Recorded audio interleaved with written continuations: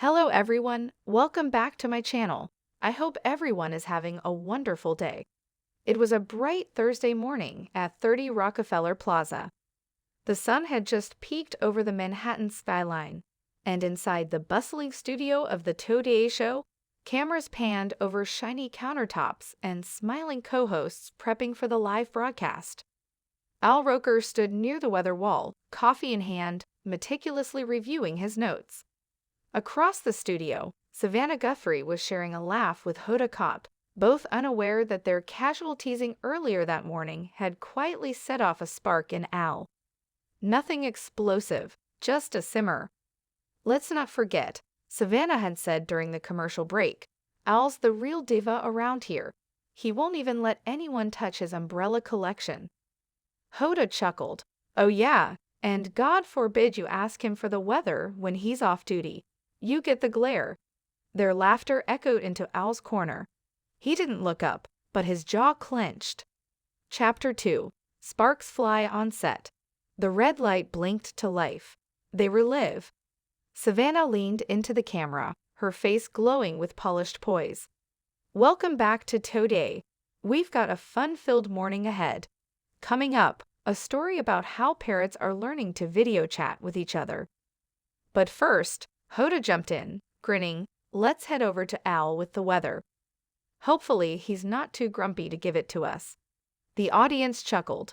So did Savannah. Al's smile didn't reach his eyes. Oh, I'm just thrilled to be here, he said. Because nothing says job satisfaction like being called grumpy before 9 a.m. Hoda blinked, half laughing. Oh, Al. But Al wasn't done. You know what? He said, stepping toward their table with theatrical indignation. I've been holding this in for weeks. You too? You're getting on my nerves. The studio fell quiet. Even Craig Melvin's eyebrows shot up from the couch. Chapter 3. The Roast Unleashed. Savannah let out a nervous giggle. Wait, are you? No, Al continued, waving a hand. Let's talk about it. Since we're all friends here, every morning it's Al can't function without 4 cups of coffee or Al and his weather tantrums.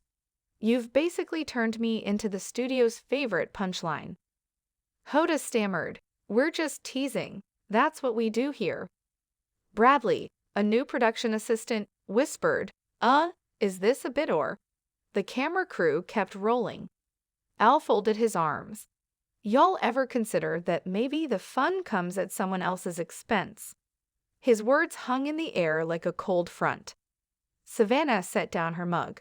Okay, wait, Al, if we've crossed a line. Al held up a hand.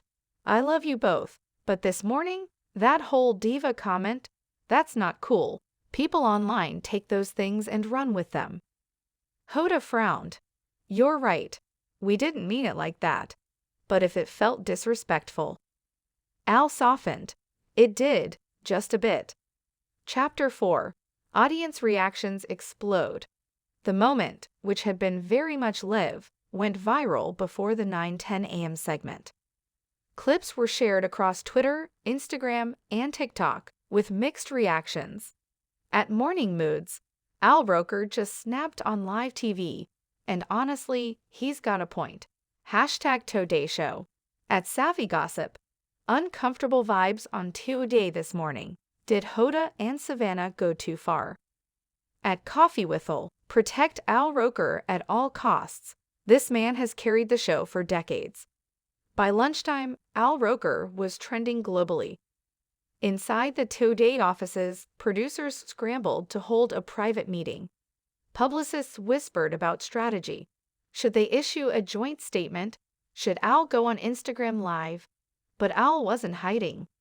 He walked straight into the midday production huddle and said, Let me speak for myself. No ghost-written apology posts. No PR fluff. Chapter 5. Al's live clarification. That afternoon, NBC added a special unscheduled segment at the end of the day's stream. Al stood in front of the same weather wall. No animations, no graphics, just him. I want to take a second to talk to the viewers directly, he said calmly. This morning, I called out my co-hosts, and maybe it looked like I was being dramatic. but it was honest. He continued, "This show, this family, means everything to me. But even in families, sometimes things get said that don't sit right. I wasn't trying to throw anyone under the bus. I love Savannah. I love Hoda. But I also believe in speaking up, because that's what real friendship looks like."